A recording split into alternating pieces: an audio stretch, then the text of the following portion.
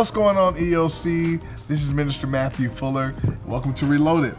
reLOADED is where we simply just take this message from Sunday and bring it to practical application in our lives.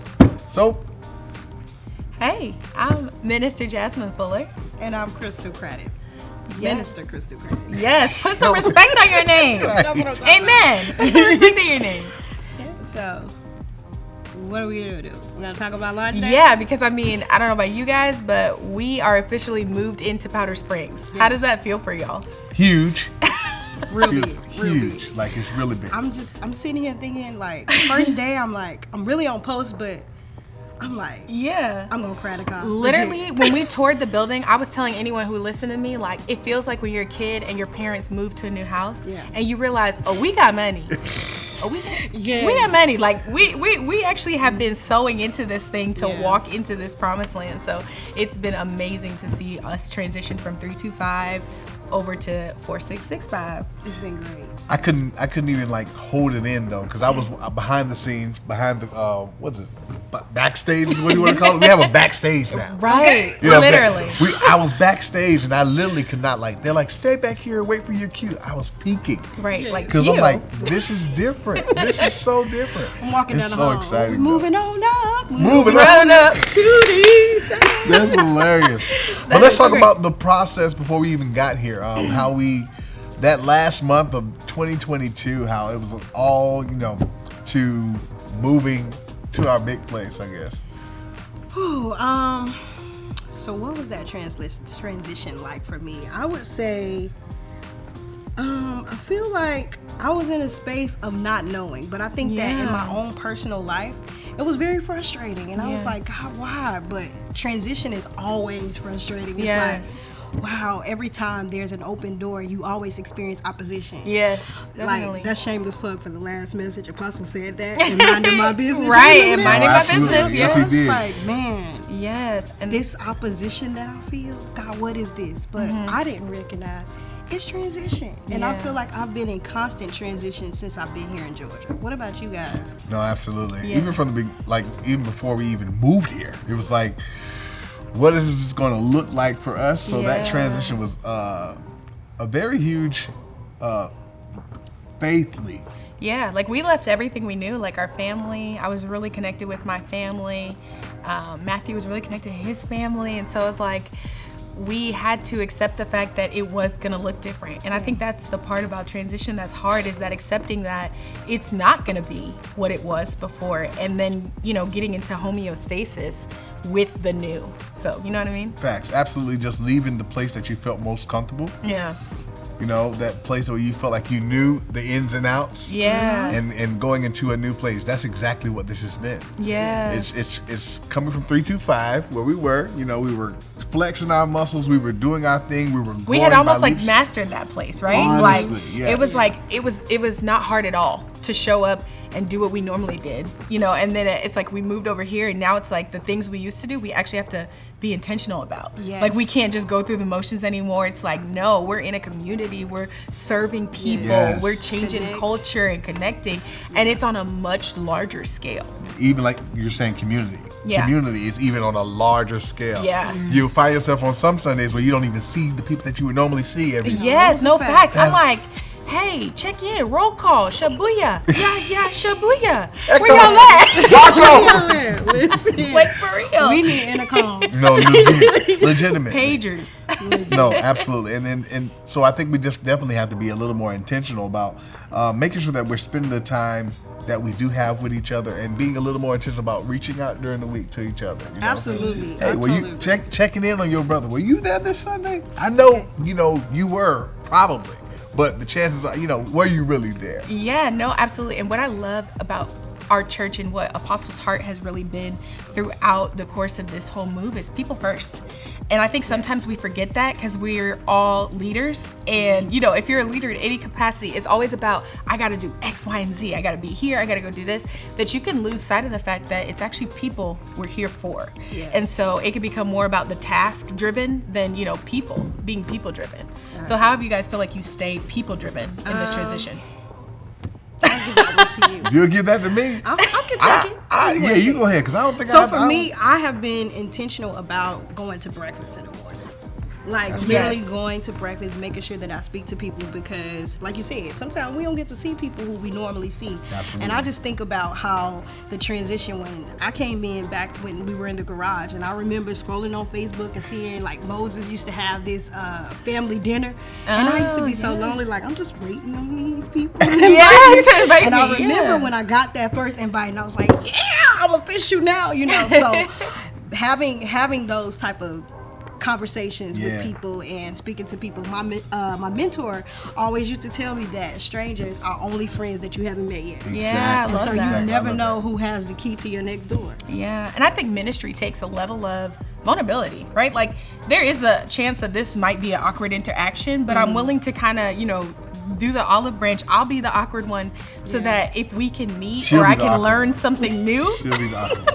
about someone else, you know what I mean? And any relationship that I built here at Embassy, I think it probably started with me being like, hey, with a big smile, and people are looking at me like, what is wrong with her? But now we're like good friends just because I reached out to check on Awesome. them. And I like that. I like that because you keep us intentional about, just making sure that we're still engaged with those who are just passing through. We don't necessarily always have to be in our own little inner communities. You know what I'm saying? Yeah. Actually branching out and reaching out to someone who may not be in the same group that you're. We serve with the worship and arts department. We're married, by the way. You might be wondering, Boo thing.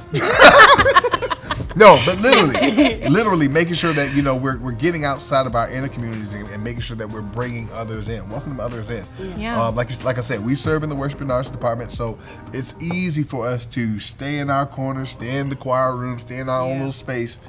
But we have to be definitely intentional about making sure that the people that are coming, the people that have been here that may not be as plugged in as we are, are making sure they are just as feel just the same amount of love, Now, I like the fact that you use the word intentional because I feel like intentional is almost like the word for Christians. Absolutely. Because I feel like when we lose intentionality, we lose impact. So I feel like at church, how would you say that we're impactful here at Embassy or intentional here at Embassy about getting our mission across to build people, engage culture, and, impact nations? It's the culture aspect of it. Yeah. Making sure that we understand that this is who we are and this is not what we do. Right. This is what we do. Right. Not do. This is what we do. You know what I'm saying? So just making sure that we're being intentional about having the same language. Yes. You know what I'm saying? Honestly, that takes me back to when I first came to Embassy. Like before me even knowing about the ministry, this is back in the Periscope days. I remember, Not 'cause, I mean, Periscope. I'm looking at all of the stuff that we have now, and I remember holding that camera. Y'all remember holding that camera for Periscope? You had the little tripod and everything. That's how I found out about Embassy. And I Wow. remember looking at Apostle Brian Meadows and saying, that guy is talking my language. Right. And when I go to Atlanta, Georgia, Come on. I want to go to his church. Absolutely. And so for me, I was like, wow, I'm going to go there. That's before I knew that I was actually moving. Wow. And then when stuff started to take place, like when things began to take place as far as me actually moving, once I got here, I was just like, okay, I was excited. And I get there. I think that somehow I was like over an hour early. Yeah. And Apostle comes out and he's like, hey, church hasn't started yet. You guys go up the street, get you guys some breakfast. If you don't like it, I'll make sure I pay. And I'm looking like, wait, this is a garage. I was Yes. completely judging, but I'm telling you, when I came back, I sat in that service, and it was literally probably about 10 people in there, but he preached like he was at the Georgia Dome. No, Legit. facts. And Yes. I'm like, wow, this is it. And it's I funny. knew it right It's then funny and because there. I feel like he's always seen himself in this type of room. You're Yes. right. No, literally. Yes. It's like a Isn't that crazy? vision come true, which I think teaches a lot of us to not care. I think, like in society today, everything's about numbers. Yeah. How many views? What's our insights on Instagram? Like we're always checking the views, but it's kind of like whether the views are 1 million or if it's only 2 people, will you teach like those 2 people are the 1 million? Absolutely. You know what I mean? Because I don't think that's something you could just turn on when you hit the number you want to reach. So I also just think when you said same language, what language or what are some key terms that you feel like we all speak culturally? Like I feel like the mantle of a son is definitely here. man. Everyone who's been here literally is a keeper. They've been at the garage. They can we can trace their history. So what does it mean to you guys to be sons and daughters? So the message that he preached when he was in the series Minding My Business, when he was talking about dress forward, man, I'm like, how it was just so amazing how he was able to juxtapose the natural and the spiritual when he started talking about the mantles and stuff. I'm like, oh my God. And it really had me to go back and really trace other ministries that I have been under and what I've actually retrieved from those ministries. It's amazing. Yeah. It's amazing. No, Really going back to even the Tuesday nights with Leaderboard. Oh. That School of Sonship was such a needed topic. Yes. And it's actually, I actually was thinking about this after one of the nights. I was just like, it's such an honor, you know what I'm saying, to be. You literally said that in the car. Yeah, I said it's such an honor to be here, to be serving under this man of God, because one, the language to it is not like an idolatry type of message. Yeah. You know what I'm saying? Yeah. He's always intentional about pointing us back to Jesus, God, yeah. pointing us back to God, and even serving Him as an armor bearer. It's just like you see that even behind the scenes. In demonstration, In demonstration, it's Yeah. not like one of these things that I'm just showing you Right. for the people, but even behind the scenes, he still acts like that. He still acts like that. Yeah. So to be a son is just very an honor to me. It's just It an was. honor. Yeah. I'm thinking back to launch day, and we walking in, and I'm standing there, and in my mind I'm like, oh my God. I'm like, I'm definitely gonna cry in the car. I'm not gonna cry right now. Right, when I get in this car. I'm going to cry in the car. And then I was thinking about how Embassy has a story. Yeah. But each individual person at Embassy has a story. And when you say he's always seen himself like on stages like these, I'm like, God, I've seen stuff like that throughout my journey. And then to be standing here behind him, it was like, wait, how did we get here? Yeah. How did I get here? Wow. And it was those small transitions that led us to this place. No, And absolutely. it was good. It was good. You talking about tears? I'm thinking back now to the one of the last services where first off, the service where we announced the building. Yeah. We were all teary eyed. Was crazy, and to see those of us that came in at many different times. We had the people from the living room, from Right, the beginning, from the garage. people that had been here, 10 years, 8 years, 5 years, 4 years. All of us in one room, feeling the same emotion. Yes. Yeah. You know what I'm saying? All of us feeling that same attachment to this. You want to see a miracle? To this miracle. To this miracle. You know what I'm saying? So it's crazy. When you mentioned tears, that's the first thing that triggered me. And even going back to the last service, it was just like surreal. Yeah. Because serving is hard, building is hard. I remember when Apostle taught on the series of builders, and it was one of the most impactful messages, because to build something from the ground up is not easy. Absolutely. Especially when people don't necessarily see what you see. Like Apostle may have always seen this or even bigger, but for people who were just coming along who saw them in the garage, and they had the paint, he said the peeling paint, literally they'd be at the altar and get up and it would be stuck to their faces.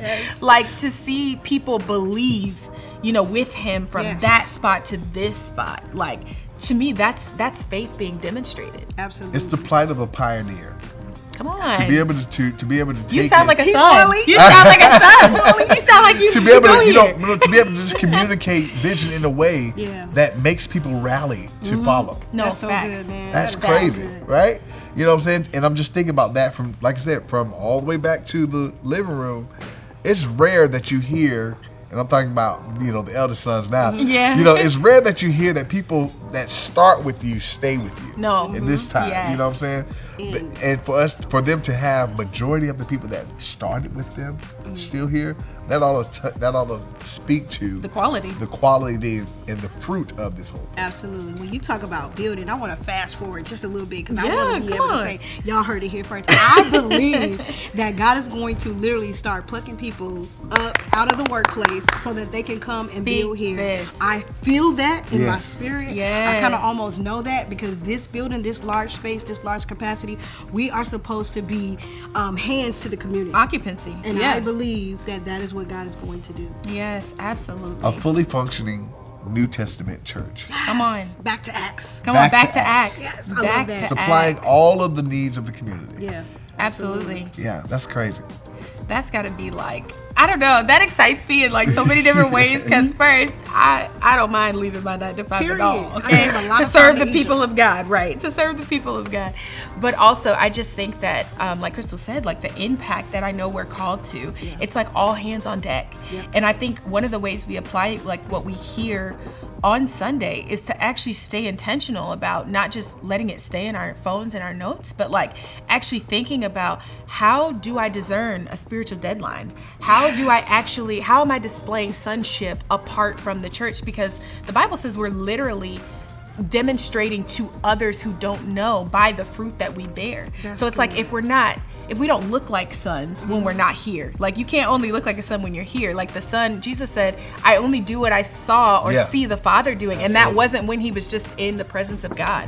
That was everywhere he went. And so I'm thinking like if we're really sons on display, like even when we're not here, it's like we're pointing them back to the Father always. Meanwhile, that's why I'm minding my business so that I can be about my Father's business. Absolutely. I mean, for real. I think back to that message when he talked about dress forward. I remember going to the back and I go in and I'm like, I need bandages. Everybody looks at me like, what? Yeah, like, what's wrong? Like, what's wrong with you? I said, the word just cut me up. It was so good. And from that day, I just think about how Mondays became my favorite. Wow, because I know Mondays are horrible for most people. Yes, but it became my favorite day because I'm like, you know Monday's not my best. I get an opportunity to literally run my life like a business. Yes, come on. It just made me so excited, and I've been waiting for this for the longest. That's good. You brought up dress for it, and I'm thinking about that when he was talking about attitudes. What is it? The 30-fold is the energy, 60-fold is attitude, and 100-fold is the anointing. And how, if anything, 30 or 60-fold is messed up, everything else is First of all, right. The way that he just takes that 30, 60, 100-fold and apply to everything in life, I'm just like, this man is genius. How do you do that? A spiritual scientist almost with how he's able to articulate this stuff. But I love we sons. Yes, no, you know what? That's our inheritance. Yes, absolutely. The revelation falls from the top down. Absolutely, and I'm just grateful. It's another level, to be a part of such a dynamic house. And I remember Apostle even talking about how you break up the rhythm of thoughts by rebuke. I think that, rebuke is almost a son's guaranteed portion because at some point the father had to turn your thought process into something different.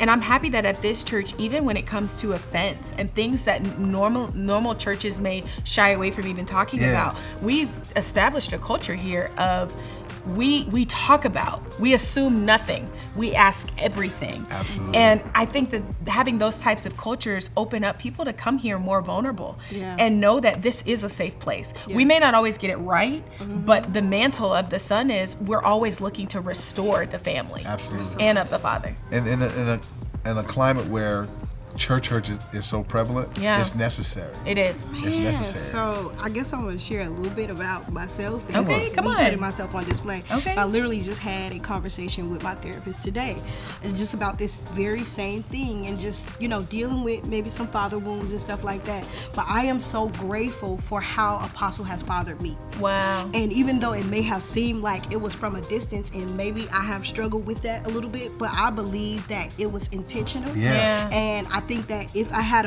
went before time, then I could have been walking away bruised or feeling abandoned or walking away saying church hurt. But he had the wisdom to know that I may not have been ready for that level of development. Yeah, wow. That's why I'm so excited for Lead It Pour, because I'm learning and I'm sitting back, and we all know that the first level is to observe, right? Because he's taught us that. And so I'm just sitting back, I'm observing, and I'm like, okay, God, I see exactly what you did. I had to go through that process for about 4 years so that God can unravel all of this void that I had for the Father, so that I don't put too much responsibility and expectations, which that then talk about idolatry. God didn't want me to put that type of pressure on him and then get into a place where it turned into some type of idolatry and I walked away sad. No, that's great. And I love that you used the word expectations.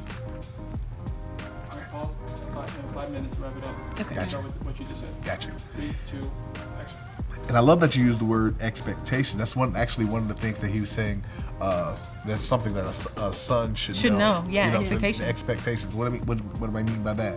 I'm talking about expectations for the father, and then the father's expectation of the son. Yeah. Think about spiritual parents. It's like, a lot of times we do have individuals that come into this with maybe voids that were not filled by natural parents or anything like that. And a lot of times we allow that to form our expectations of what this person should be in our lives. Yeah. You know what I'm saying? And making sure that we have the healthy expectations is important for the sake, like you were saying, so that your feelings weren't hurt. Yeah. So that you weren't turned away and mishandled, not intentionally, of course, but feeling mishandled. Yeah. So making sure that your expectations were in the right place. Yeah. No, absolutely. And I think that all roles need definitions. You know what I mean? All roles need definitions, because if we don't, how do we know that we're not crossing in a lane that doesn't belong to us? Or how do we know that we're reaching boundaries?